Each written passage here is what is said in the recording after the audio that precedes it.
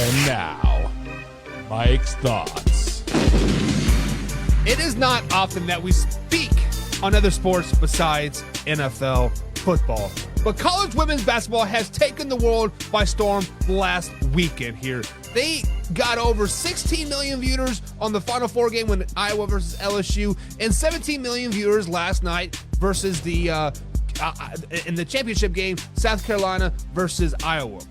Many people in my timeline are very, very upset about this. They're like, now that college basketball is over, you guys can all go back to your real lives. You all can go back and leave college women's basketball alone.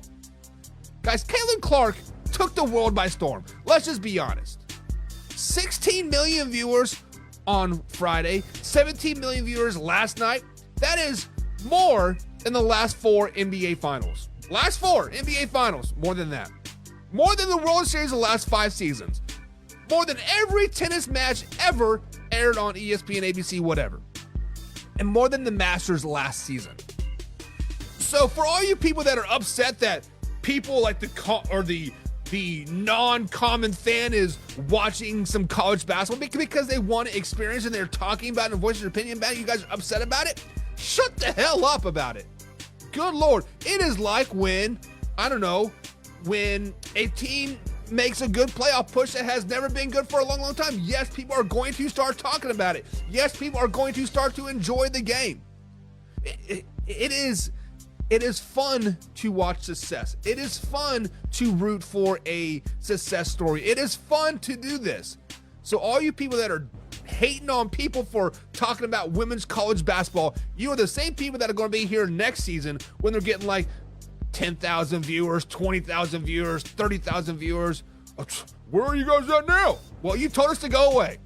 You told us to go away because, you didn't want us around. And guess what? We're not around anymore. Cue that intro. Let's get into some freaking NFL talk. Are you ready for the best damn NFL show on the planet? Man Hour Nation, rise up. Yeah, hey, let's go. Hitting that gridiron, we going hard, we running the plays. You know the vibe, only the strong survive. Gotta keep your head in the game. Talking NFL, uncut, straight raw. Steady bringing that sauce. We about to take off. Get it hype, this man, our sport talk. Yeah. From the quarterback to the lineman, everybody bringing heat. You don't really want to try them. Hey, who gon' win? It's a battle of the giants. This show is the flyest. Nobody can deny it. This is Man Hour. Sport Talk. Man Hour. Sport Talk. What team you reppin'? We keep it interesting. Who caught another down? Who got that interception? This is Man Hour. Sport Talk. Man Hour. Sport Talk. What team you reppin'? We keep it interesting. Who caught another down? Who got that interception? Let's go. And what is up, Man Hour Nation? Michael Buckeye here with the Man Hour. Be sure to over to manhourradio.com. Head over to NFLtoday.com. Check out the forums. Check out the merchandise. Check out the blog section. If you want some past stats from last season about how bad Trevor Lawrence was actually last season, head over to NFLtoday.com and check it out. But guys, I want you guys to become a pigskin pundit. Become a pigskin pundit because right now is the most important time ever. Because here at the end of the show, guys, we do got some news that I need to spread to you. It has been posted on YouTube and the old Facebook page. We got to dive deep down into that talk. But it is most important you guys become a pigskin pundit right now. Click on the link below. And for some members-only feed, some film breakdown, some after-show footage, behind-the-scenes footage, and footage between the months of May and June.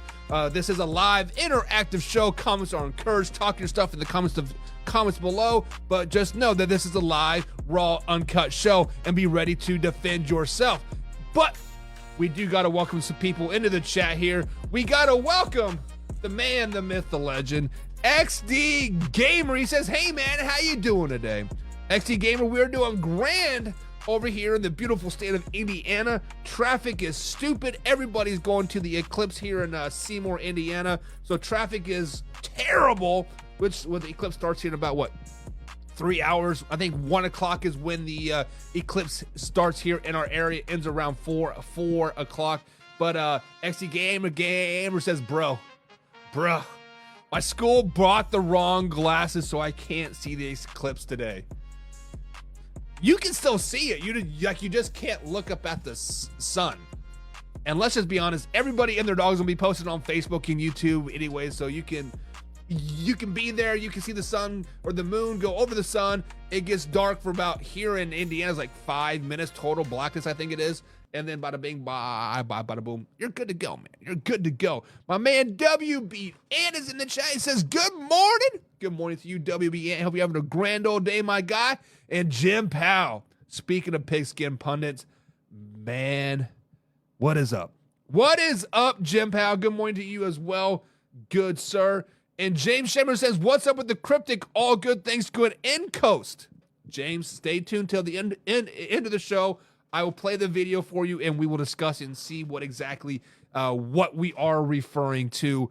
But in the meantime, guys, let's get into some NFL talk here. Let's get into some NFL talk, and let's talk a little bit about the man, the myth, the legend himself, Stefon Diggs. As you guys know, last week Stefon Diggs did get traded to the Houston Texans for a 2nd and a 6th round pick.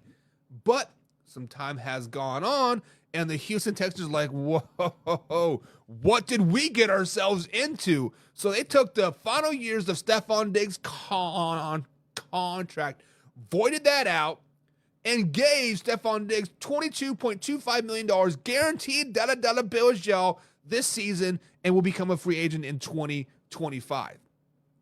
When I first heard this, when I first saw this, I'm like, what in the world are they doing? Why did they do that? But then it started to come to my mind.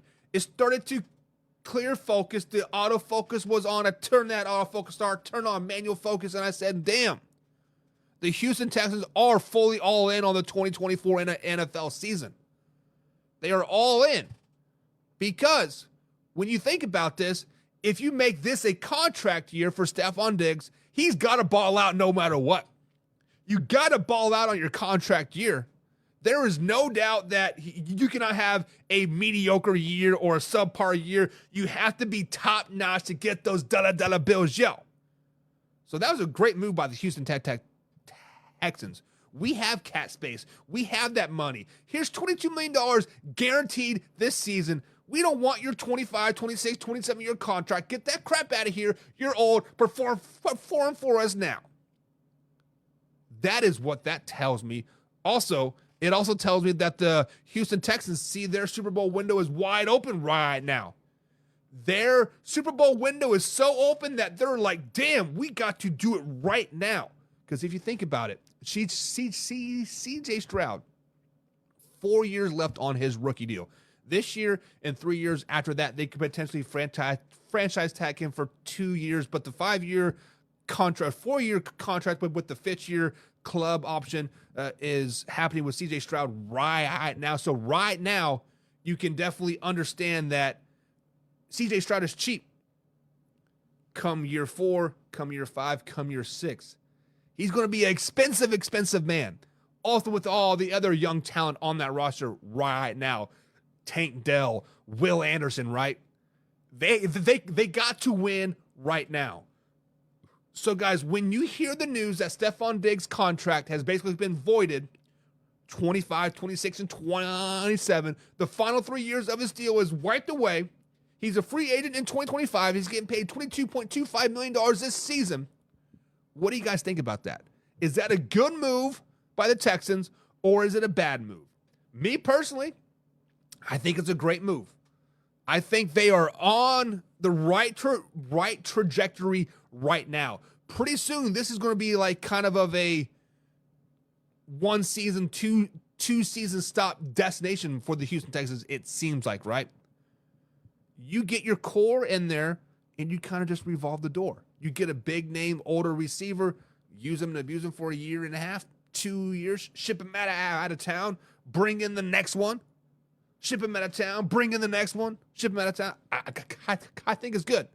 I think it is good. Let's see what the people are saying over here in the chat here. John Peoples in the chat. People to pigskin pundits.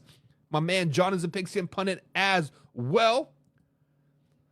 And James Saberson says, prediction, Comb Combs finally realized the Bears ain't going to get no better. We'll see. We can talk about the Bears tomorrow. Let me write that down. Bears talk. See if I can't get my man on the show. Timothy Nicholas in the chat. Good morning. He says, "Isn't there an eclipse in your mind every day, buddy?" No. What? Are you saying my mind's blacked out and I don't think for 5 minutes a day? I don't know. Is that what you're trying to say? Jim Powell says, "Are the Cowboys looking hard at four picks for Dak to Vegas? Told you we could f it up in quicker than 2025." Let me do some research on that, Jim, and we'll talk about that tomorrow as well. Dak to the Raiders seems to make sense. And says Bills got the short end of the stick. No diddy.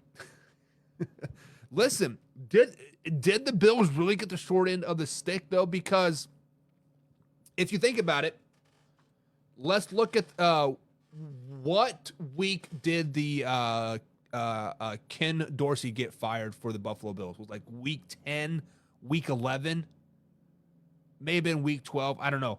But basically, once Ken Dorsey was fired and Joe Brady came in as an offensive coordinator for the Buffalo Bills, Stefon Diggs was not really incorporated into the offensive system, right? Stefon Diggs was just kind of just there, seen kind of as like a decoy, right? Because you had old James Cook balling out. You had number 10, is that Shakir? He was balling out, right? Josh Allen was flinging the ball all over town. Granted, now most of the receivers are gone, but Stefon Diggs was just a casualty, was just, hey, we're paying you a lot of money. We're not really using you, so get out of town. So did they really get the short end of the stick? I mean, they got a 2nd-round pick and a 6th-round pick for him. For what, he's 31, 32 years old. I was called out in the comments for not getting Jared Goff's age last week, right? So I'm trying to range it so, you know, you guys can't dog me too much. But I think the Bills possibly could have won the deal, right? I mean, if you think about it, think about this back when the old Vikings traded him to the Bills, right? At first, like, oh, the Vikings lost. Both teams kind of benefited, right? Stefon Diggs to the Bills, they won a lot of games. The Vikings ended up getting Justin Jefferson. So, I mean, can this be a win-win? I don't know. Possibility. Timothy says, "I think not only are the Bills and Burrow going to give Chiefs problems now, the Texans are." Listen, the Texans are looking mighty, mighty good right now. We spoke on it a couple weeks ago. I was like, they still got some work to do a little bit. But then as soon as I pushed stop live, bada bing, bada boom, Stefon Diggs was what's right. Like, damn. When you look at the Texans, Timothy and the rest of the people here in the chat, the Texans look pretty damn good. They got Danielle Hunter. They got Will Anderson on the defensive side. They added some linebacker help. They added another really good receiver to the already pretty good core with Robert Woods, Tank Dell, John Minchie III, CJ Stroud going into his 2nd year, D'Amico Ryans going into his 2nd year, added Joe Mixon with Dameon Pierce. The Texans look like a team that is poised to win a lot of games right now. However, this is all on paper. And Chargers fans, you know it best. We know how things happen on paper. You look good on paper, you play good on paper, but when you get in between those green and white lines, bada bing, bada boom, downhill, downhill, downhill. Now, CJ Stroud, will he hit the sophomore slump? D'Amico Ryans, is there a sophomore slump for him? A lot of stuff is still to be determined. We will see if the Texans are a true contender, Timothy. I would say probably come about week 5, week 6, right? Let them get into the first quarter of the season. Let them get that out of the way, get into the meat and grind of the season, and we'll see what the Texans are really made of. Or, you know, are they going to really step up and perform to that paper expectations, or are they still going to maybe underperform a little bit. We will see. Wayne G's in the chat. What's up, Wayne G? Wayne G is having BC Combs on his show Wednesday to talk some NFL talk there. So be sure to check NFL experts out come Wednesday. BC will be over there if you guys missing. He's just got some BC Combs. Wayne G says, wouldn't it be funny if the Texans became a dynasty? Bill or Tom? Nope. It was all Nick Casillo.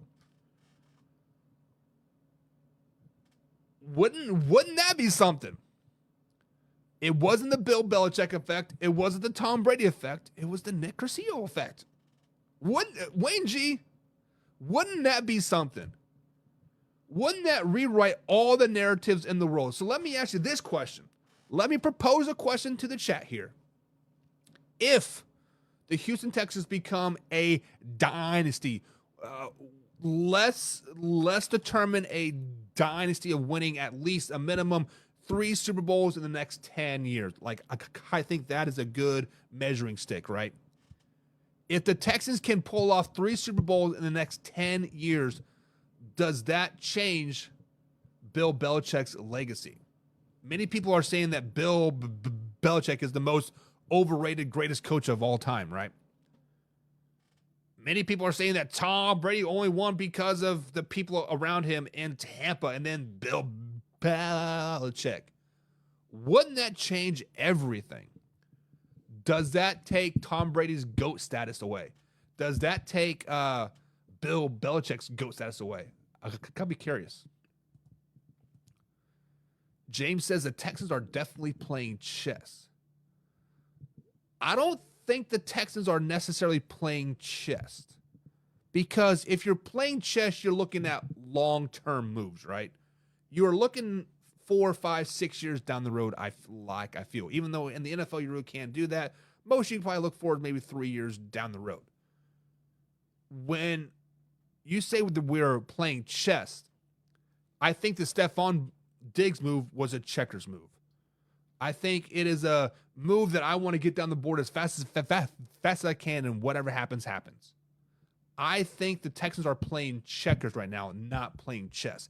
If they were playing chess, they would be looking for some type of long-term receiver. If Stefon Diggs is the guy, they'll be looking at a long-term deal. They would be looking at something more than 9 months worth. So I can agree with you on the fact that, they signed Danielle Hunter. I think Joe Mixon is only on a 1-year deal. But to say they're playing chess, that's kind of a stretch. I still think they're playing checkers. WB Ant says, this benefits the Jets too. Allen has struggled against the Jets defense. Josh Allen seems to struggle against opponents that he is supposed to beat. Now, I'm not saying that Josh Allen is not a primetime performer. I'm not saying that Josh Allen isn't a highly overrated quarterback. I'm not saying that Josh Allen is not a top 5 quarterback in the league. I am saying that the Jets have not been good for a very, very long time. Josh Allen and the Buffalo Bills should walk all over the Jets every time they play. So is it the fact that maybe he's just overlooking them? Maybe it's time that, hey, I cannot rely on Stefon Diggs or Gabe Davis or anybody else. It's me time. I'd be kind of curious to see what you guys think about that. Timothy Nicholas says, does Tom Brady own a part of the Raiders yet? No, he does not. The Tom Brady voting will be sometime in May, if I'm not mistaken, when the owners reconvene and talk about the upcoming season after the draft. But the meetings were late March. Basically Roger Goodell saying that we're making progress. It's slow. It's normal. We will reconvene about this in May, about the Tom Brady becoming my only owner of the Las Vegas Raiders. John says, Bill Belichick was seen in Washington, not Washington Commanders, the Washington Huskies in college leagues. Of course he was, because his son is a coach there. His son is a defensive coordinator for the Washington Huskies. So maybe he was just sitting there, maybe gave some type of speech, gave some type of pep talk. I don't know. It is what it is. Jameson's in the chat. Good morning, Jameson. He says, does what take Brady Belichick away? So we were talking about this earlier. Wayne G says Nick Casillo, which is the old general manager for the Patriots, he thinks that if there was a dynasty to be made in Houston, would it be the Nick Casillo effect and not Tom Brady and not Bill Belichick? Timothy says, really? Didn't Brady go to an 8-on-8 team and win the Super Bowl next to freaking Tampa? Listen, the Tampa Bay Buccaneers were 8-8 that year that Tom Brady did go to them. But look at all that talent they had around him. Mike Evans, Chris Godwin, they had like 15 running backs. They had a really, really good defense. They were legit just a quarterback away. I believe the previous year, didn't Jameson Winston throw like 40 interceptions? Like, they were legit just a quarterback away. So to say that Tom Brady came in there and took a losing team and turned it around in 1 year and took him to the moon, no, slow it down, baby. Slow it down, baby. They were 8-8. They were a really, really good team. They were just a quarterback away. Jameson brings up a good point here. Stefon Diggs is 31 years old. He's a short-term option, hence the 1 year deal now. $22.25 million, 1 year deal. 1 year deal. Carson Lang's in the chat. Good morning, Carson. He says Josh Allen still has players that can catch, and he can put up the ball where it needs to go. But even the sun shines on a dog asses some days. Josh Allen is, like I said, Josh Allen is a really good quarterback. I don't want to take anything away from a man, Josh Allen, whatsoever. He has arm strength that he could hit a nickel off the top of the goalpost if he wanted to. He is that talented as a quarterback. And I love everything that he does. If I'm a Bills fan, I'd be worried about the defense. Hopefully you can nail that defensive side of the ball. Jameson gives me some type of random numbers here. Number 1, New York Jets. 2, Miami. Number 3, Buffalo. 4, New England. I guess those are the standings of the East next season. We'll be talking about that come June.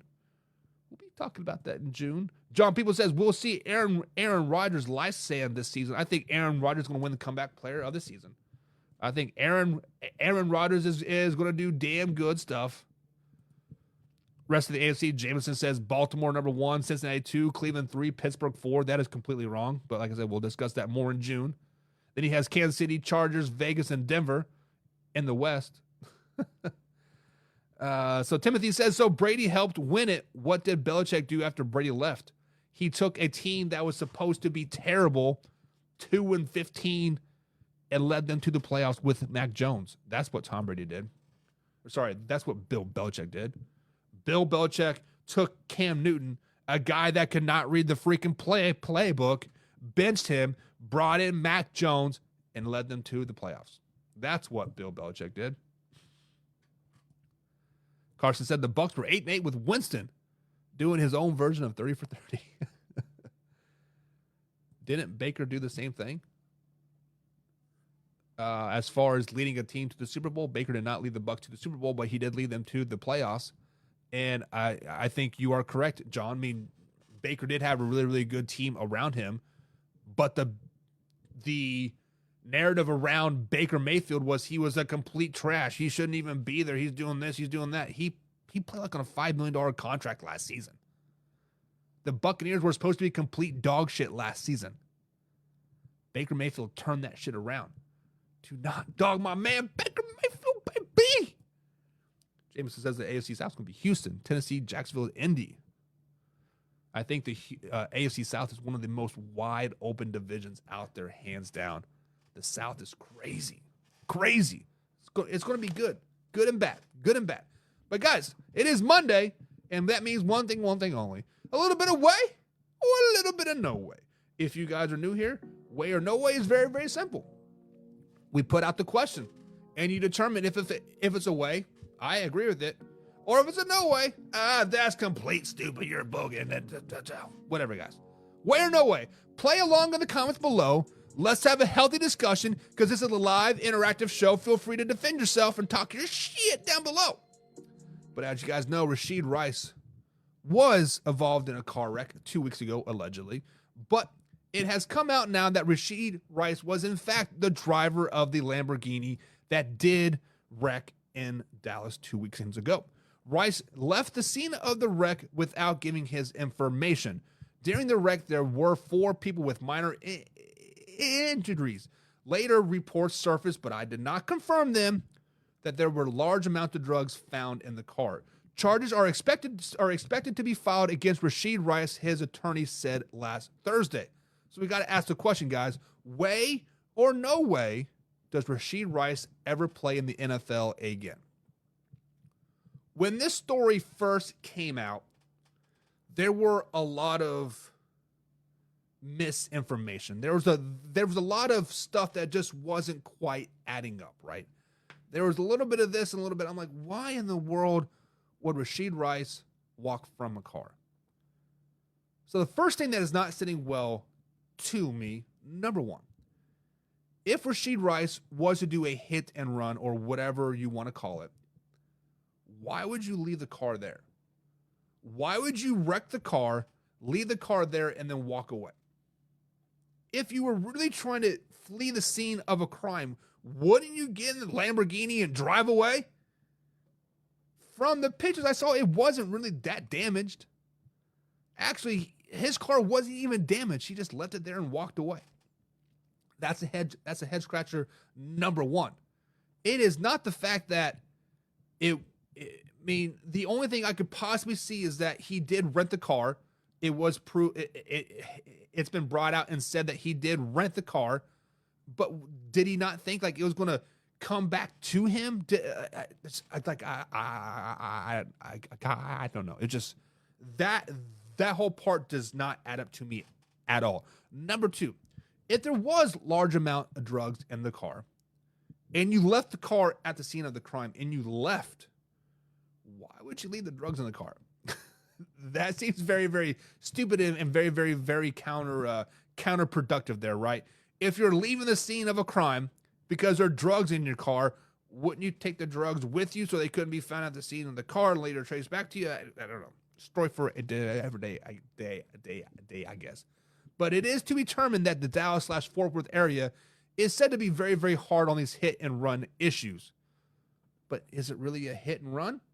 Maybe he just was needing some type of medical attention. Maybe he needed to go to the bathroom. Maybe he was going to go call the police. I don't know. I don't know. I'm thinking out loud here. Why would you leave your car, walk away? Why would you leave alleged drugs in the car and walk away? Why would you leave the car if you want to do a hit and run? But way or no way does Rashee Rice ever play in the NFL again? I think this is a way. I think Rashee Rice does play in the NFL again. On his Instagram and what his attorney has said, they are basically going to do everything in their power to make the people involved in the crash lives right again.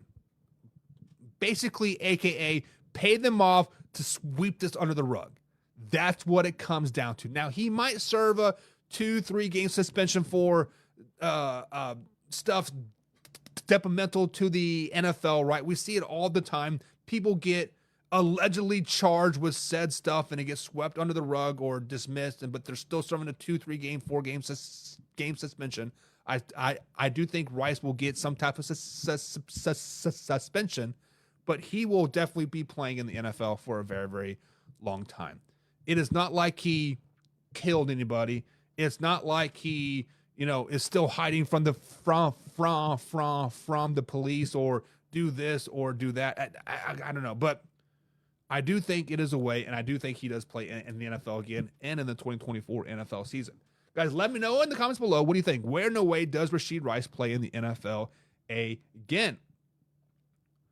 The Lamborghini I had said, "I heart Raiders" bumper sticker. Jim says he will. He is in trouble. UTE. Oh, he's a troubled youth. I don't know. I don't know what that means. John says they gonna sue, and no way. John, they getting paid to shut their damn mouths and move on with the situation. Read that cryptid Instagram post that he said, I will make people's lives right again. AKA dollar bills, y'all. Here's $1 million. Shut your mouth. Let this go away. That is what that means. Wayne G says, wait. Rice will work out a deal and get back into the league. Maybe not with the Chiefs. Now, that is a great point, Wayne G. When we look at the Chiefs organization the last couple seasons, name a few players that have raised a few headaches for the Kansas City Chiefs. Kareem Hunt comes to mind, right? Kareem Hunt was at a party, I believe, in Cleveland at a hotel, and some girl spit in his face and called him the N-word, and he proceeded to punch her out. Did you guys forget it? Forget about that, huh, Cleveland Browns fans? But the Kansas City Chiefs quickly and swiftly removed him from the team. So we're not going to have that here. So Wayne G does think that he will play in the NFL again, just not with the Kansas City Chiefs. The problem with Kareem Hunt was, yes, he was performing at a very, very high level for the Kansas City Chiefs, but the life expectancy as a running back is very, very, very low, right? 3, 4, 5 years top. Basically, they get paid one deal and then they're done. Receivers have a lot longer shelf life in the receiver, and Rashee Rice has a hell of a lot more growth and aspect in him. He's only 23 years old. So a wise person once told me, actually, if you look back at the Florida Gators 30 for 30, Urban Meyer kind of said it best. My great players are going to get special privileges. If you're not very good, you're not going to get special privileges. So with that being said, Rashee Rice and the Kansas City Chiefs are probably going to get a little bit of special privilege. Going to get a little bit of love. A little bit of love. Keep them on the field. Jim says a fine is better than a DUI. So here is the issue right now pending Rashee Rice. This is potentially a felony in the state of Texas. The hit and run is a felony, which involves prison time from my understanding. But this is kind of, to me, where it gets kind of shady a little bit, because the car was still there. Yes, he left the scene of the crime. There was video evidence of him walking away.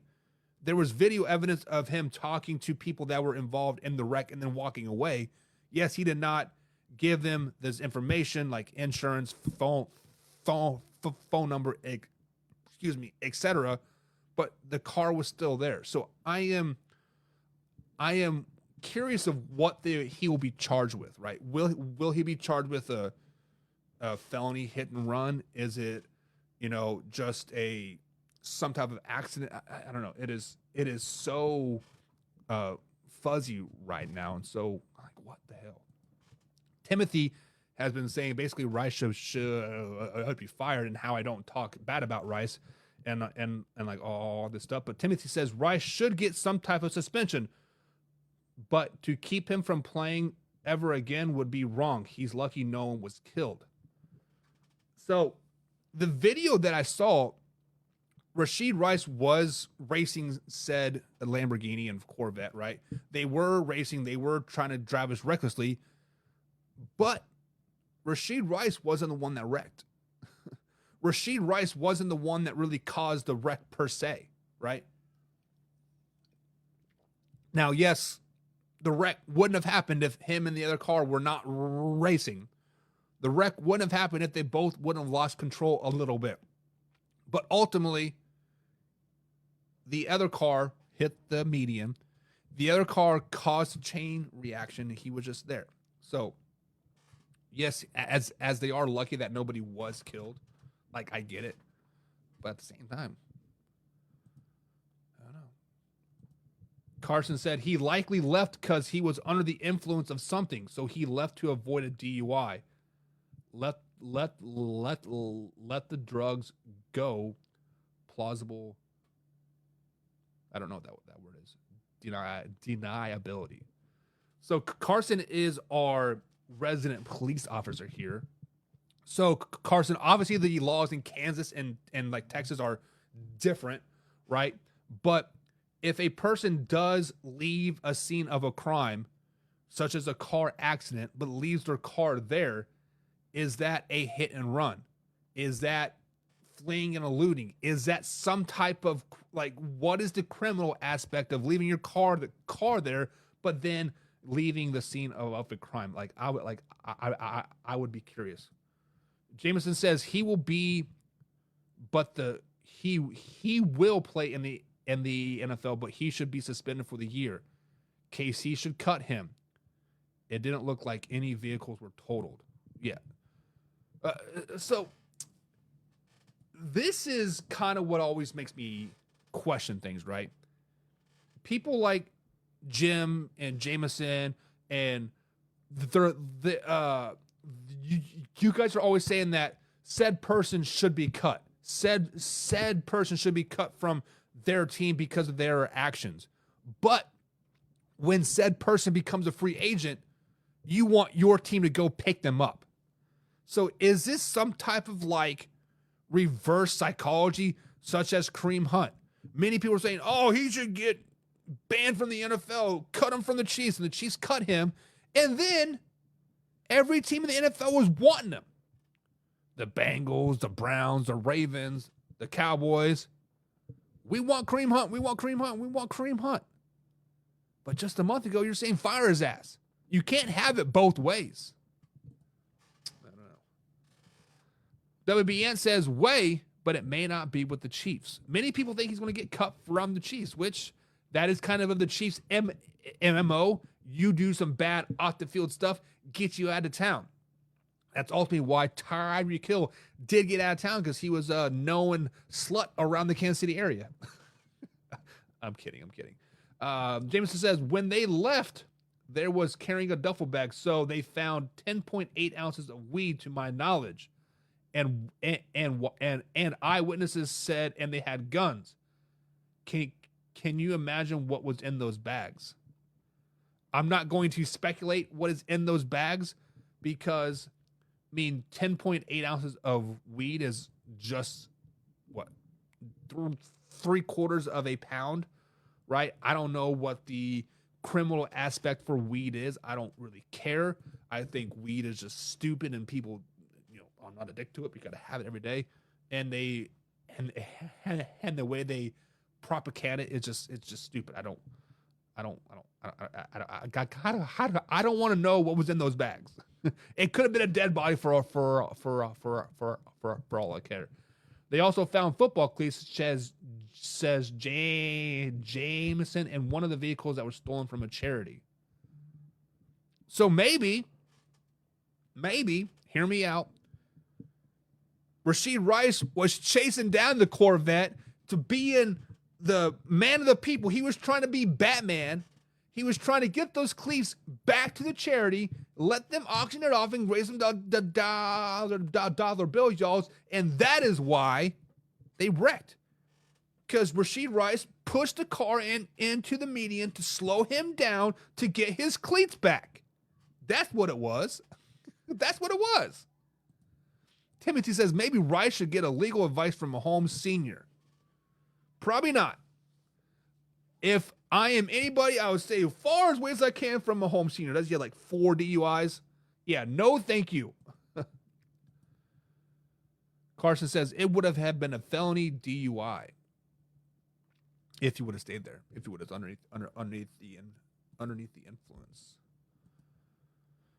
Ooh, Jameson, you didn't quite pop up. They said he's likely facing 20 to 30 years in prison. Reportedly, he will do time unlikely. He's facing fleeing the scene of an accident that caused injuries. 30 years if it caused any serious injuries. Those are the crimes that he is facing. WBN says, I will never understand why motherfuckers race on the expressway or on streets, period. That shit is so dangerous. Facts. I would never want someone like that, says Jameson. All right, so Carson, our resident police officer here, his thing doesn't pop all the way up, but I will read it to you.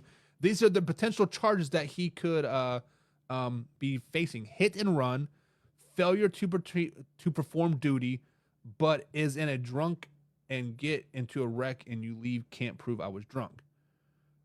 Left the drugs because all he has to say was I didn't have drugs in there when I left. Someone else must have put the drugs in there. Rice is going to sign with the Raiders. No way, says John. Too many unanswered questions. Speaking of DUIs, Texas defensive tackle Sweet was arrested on Sunday afternoon with a DWI charge. Sweet is projected to go early second round in the 2020-24 draft. Sweet was projected to go to the Houston Texans early second round draft. Way or no way does this hurt defensive tackle Tavarius Sweet's draft stock? Guys, this is the second story in the middle in as many days that we've heard of draft prospects getting DUIs, DWIs, etc. First things first, my man. Sweet defensive tackle from the University of Texas. Go Longhorns. Longhorns down. Why are you drinking and driving? Why are you drinking and driving? The microscope is on you. People see you going in late first round, early second round, projected draft pick. People got the cameras on you. People got their eyes on you. People got their dog's eyes on you. You're watching you. You are under the microscope 100% of the time. They're looking to see you mess up. They are looking to see you slip. They are looking to see you do something like this because you are a high-profile athlete. Why would you do this? Why would you do this? He was booked at 2:12 in the afternoon on Sunday. Sunday day drinking he was doing. My man, to get a DWI, what time did you start drinking? Now, I've been known to start drinking early Sunday morning, 11, 10 o'clock, but I'm not out there driving. What time did you start? This is no laughing matter. People are looking for a reason to bash you. People are looking for a reason to drop your stock. People are looking for a reason to throw you under the bus, and you gave them the reason, Sweet. You gave them the reason. Way or no way does this hurt his draft stock? Yes, it does. This is a way. 100% way. There is no way around it that this does not hurt his draft stock, I should say. People below, Houston Texans, they're going to blow this out of proportion.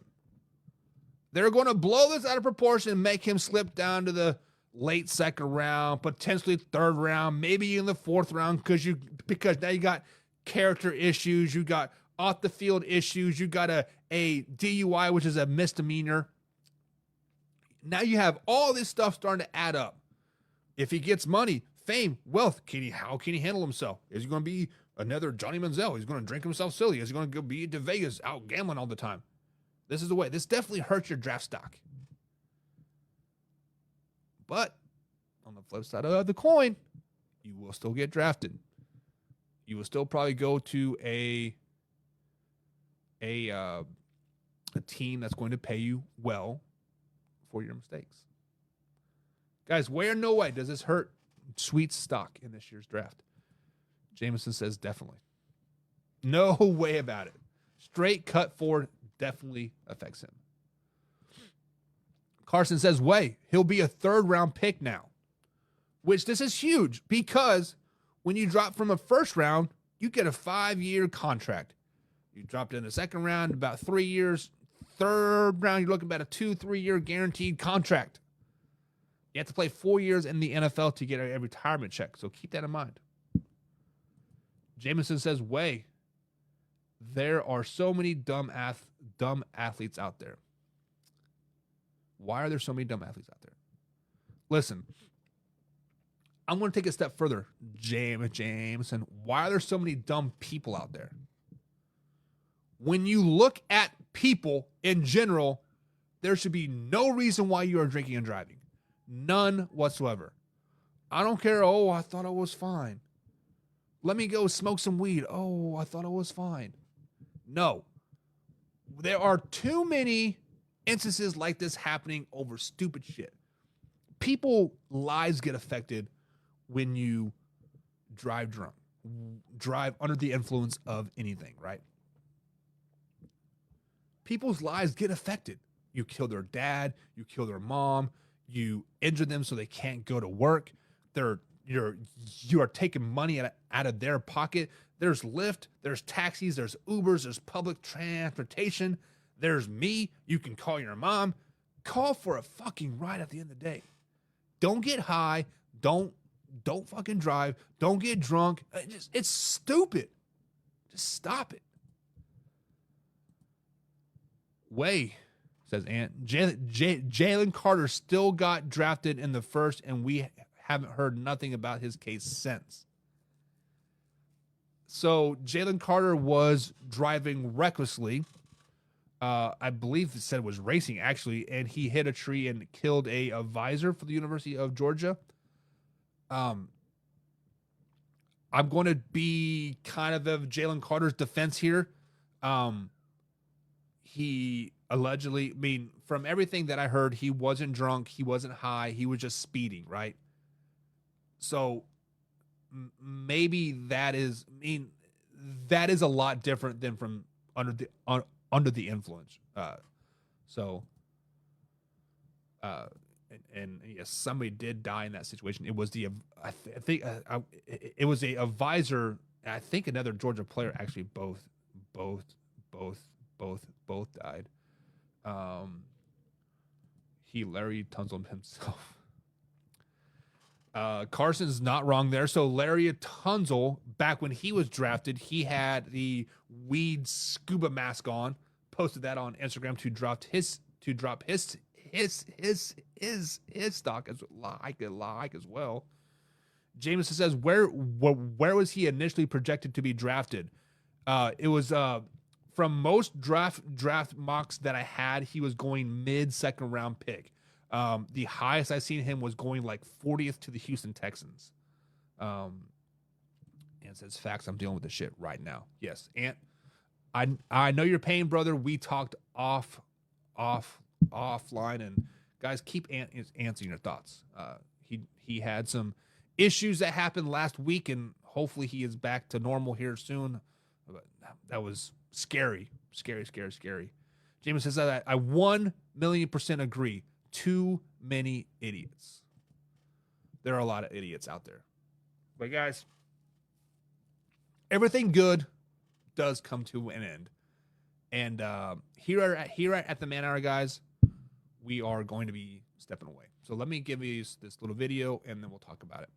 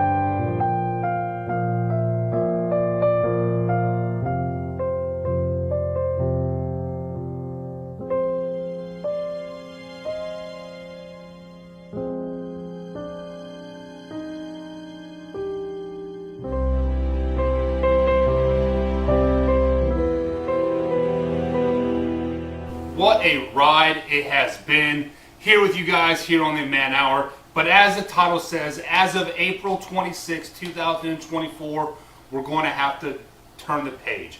We have to close this book and start a new book because it is just time. It is just time to end the 2023 NFL season. But we're not going nowhere, baby. We'll be back June 18th right here on youtube.com/Man Hour. Of course, facebook.com/Man Hour. 2:30 p.m. East Coast time, June 18th. Be there or be square. 2024 NFL season is here, baby. We got to close the chapter and move on. We out.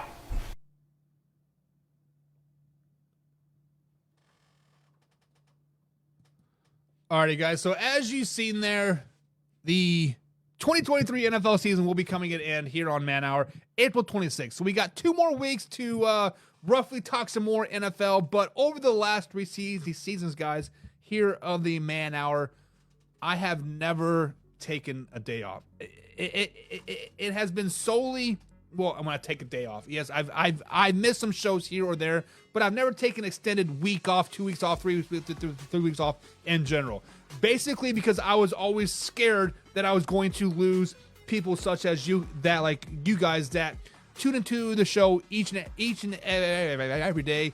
I try to bring a smile to your face and talk some NFL and have some good time. But April 26th will be the final show of the 2023 NFL season. I will be going on a break from the 26th till June 18th. So no more live shows as we know it right now. Now, if you are a pigskin pundit, we will still be doing behind the scenes footage. We'll still be doing film breakdown. We'll be doing what we do over on the Pigskin Pundits 2-3 times a week still. But June 18th, guys, we'll be moving to 2:30 p.m. East Coast time and going a full 90 minutes. I have been asked to get back onto the radio here at Big X Sports Radio here in Jeffersonville, Indiana. So we will be doing that 90 minutes, 2:30 to 4 p.m. every Monday through Friday. Right here about time. But for the next few weeks, guys, enjoy the 10 a.m. East Coast time. Also, I've been toying around with the idea in my head, and we are going to do a 10 a.m. show as well, start June 18th. It'll just be the replay of the day before. So June 19th, 10 a.m., we'll be back. I will actually be able to engage in the chat with you guys while that show is like happening and talk some shit. But 2:30 East Coast time, June 18th, will be in the afternoon, live, raw, uncut, 90 minutes. 90 minutes. You guys asked for it. We're giving it to you. But until then, see you guys tomorrow.